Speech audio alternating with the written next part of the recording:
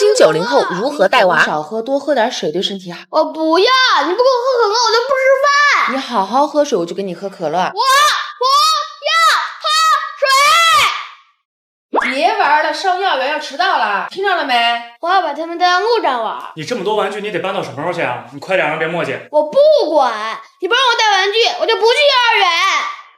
哎，爸，你开慢点儿。还玩呢，都快迟到了。我不管，我要玩儿。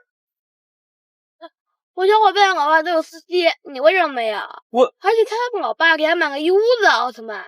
唉，都是老爸，差距真大。 90后怎么会受这窝囊气？我不要喝水。老公啊，来喝点水。我不。